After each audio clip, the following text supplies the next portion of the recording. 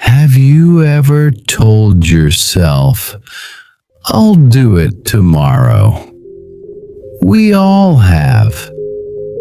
In this fast-paced world where every second is scheduled and every moment seems borrowed, it's easy to believe that there will always be more time. More time to call a loved one. More time to chase that dream. More time to live. But what if one day you realize that the train you've been waiting for has already left the station? This is the story of Karan. But in many ways, it's the story of all of us. Karan was a brilliant man from a small town. He wanted to give his daughter a better education, better treatment for his parents, and overall a better life for his family. So he moved his family to a metro city. He got a good job at a reputed multinational IT company and started seeing success in his life. However, we often lose something to gain something. Karan became busy with his work. He had a lot of meetings to attend, reports to prepare, and sometimes had to travel to different cities for work. He worked day and night, weekends and holidays. He had no time left for his family. He always thought success would fix everything. It was time to work and make money. He would have a lot of time to enjoy with his family later in life.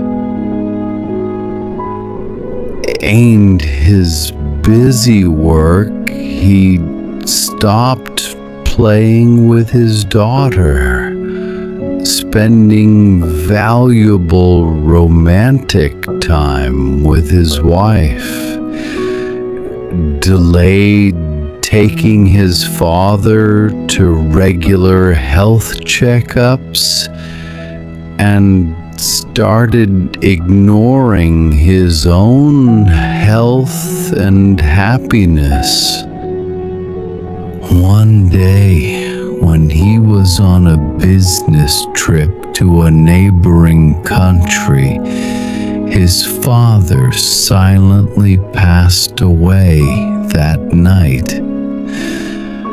Karan couldn't make it home in time. He missed his father's funeral. Similarly, he missed many important moments. He missed his daughter's first steps, her first play. His daughter waited many nights at the window with little drawings for him, but he never came. Every first became a next time. Then one day, the illusion shattered. Karan was diagnosed with a rare heart condition. 1 year at best, the doctor said. That night, something shifted.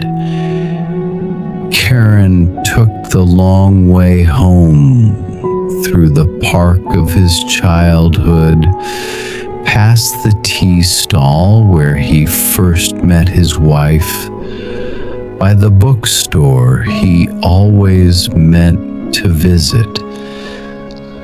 He didn't cry from fear. He cried for everything he never lived. The next day, Karan resigned from his job. He began spending every sunrise with his daughter, walking to school holding her tiny hand. He cooked breakfast with his wife and learned to laugh without checking his phone.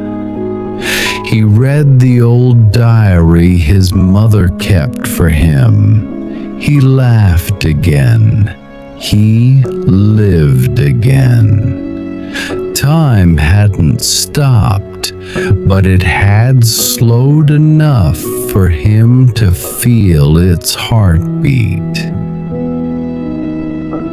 For 11 months, Karan gave time what he had never given before: his presence. When he passed, he left behind a letter that read, "Time isn't a thief. It's a gift we waste thinking it's unlimited. I missed trains that never came again. But in the last ride, I finally learned to sit by the window and watch the world go by. Don't wait for a diagnosis to start living." This is the story of Karan, but in many ways, it's the story of all of us. We don't need a warning to start living. We need awareness that life is happening right now.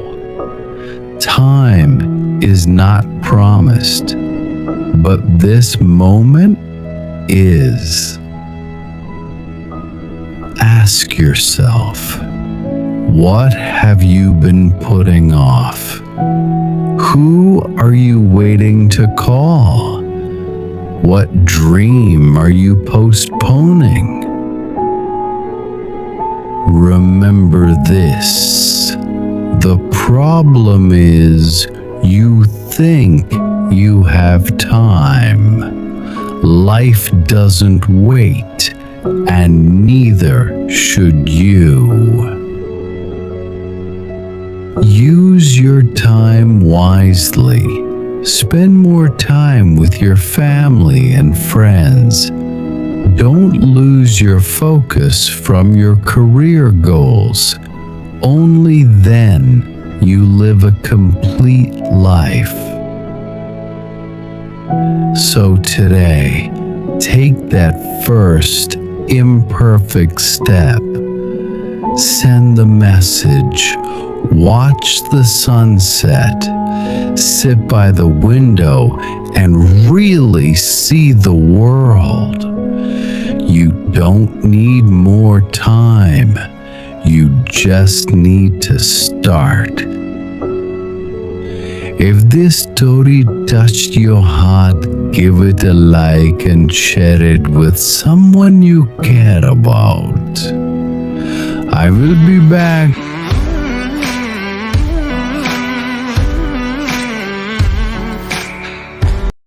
The story that teaches how to live. Start living today. The Clockmaker's Secret. In a quiet village surrounded by green hills lived a young man named Adrian. He was only 28 years old, yet he carried the tired face of someone much older. Every morning, he would wake up with the same promise. I'll start living tomorrow. Tomorrow, he would travel. Tomorrow, he would chase his dream. Tomorrow, he would forgive his father. Tomorrow, he would tell his mother how much he loved her. Tomorrow, he would write the book he always imagined. But tomorrow never came. Days became weeks. Weeks became months. Months quietly disappeared into years. One rainy evening, Adrian noticed an old clock shop he had somehow never entered before. A small wooden sign hung above the door. Every second has a price. Curious, Adrian stepped inside. The shop was filled with hundreds of clocks. Some were large, some tiny. Some ticked loudly while others were almost silent. Behind the counter sat an old clockmaker with bright, peaceful eyes. "What brings you here?" the old man asked. "I'm not here to buy a clock," Adrian replied. The old man smiled. "Nobody comes here to buy time. They come here after wasting it." Those words struck Adrian's heart. The old man slowly stood and handed Adrian a beautiful pocket watch. "This watch doesn't show the time." Adrian looked at it in confusion. "There are no numbers." "There don't need to be," the old man said. "This watch shows something much more important." As Adrian looked closer, he noticed tiny glowing words appearing. "Moments left unlived."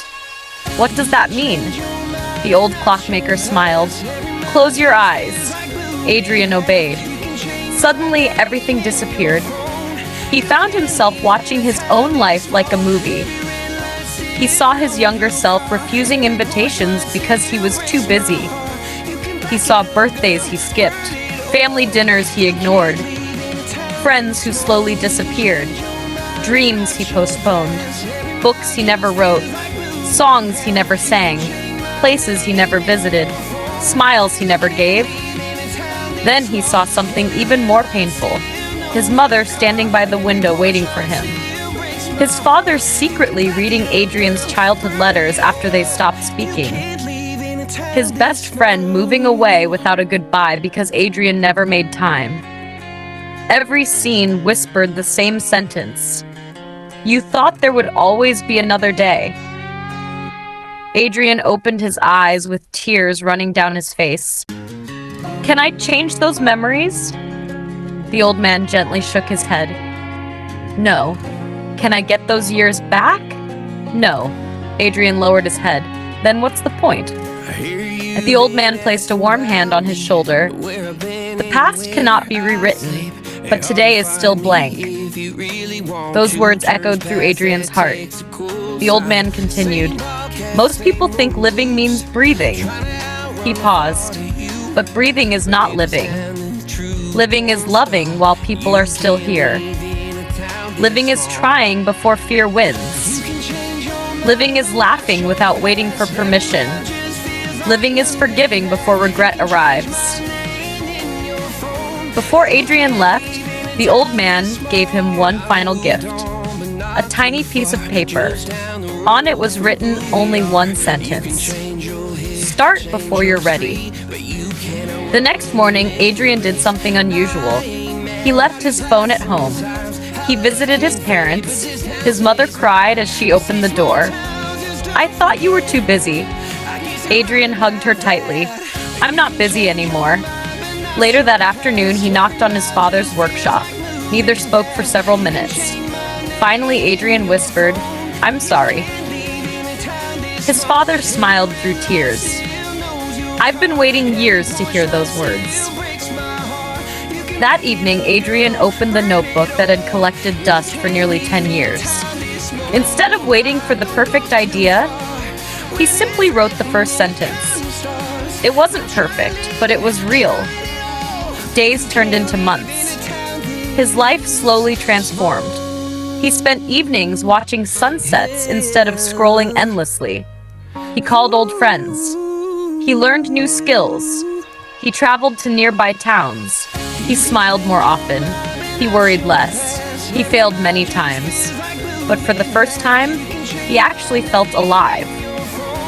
Years later, Adrian became a successful writer. People often asked him, "What changed your life?" He would simply smile and answer, "I stopped waiting for life to begin." One day, Adrian returned to the old clock shop, but it was gone. Only an empty building remained. The neighbors looked confused. "There has never been a clock shop here."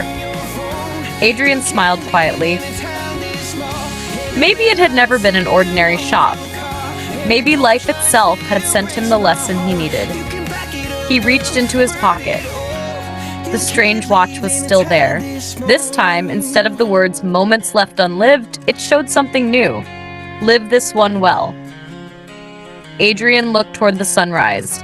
He realized happiness had never been hiding in tomorrow. It had always been waiting inside today. Moral of the story: life does not begin when you become rich, successful, fearless, or perfect. Life begins the moment you choose to appreciate today. Stop waiting for the perfect time. Love deeply, forgive quickly, dream boldly, and take the first step now. Because yesterday is gone, tomorrow is uncertain, but today is the greatest gift you will ever receive.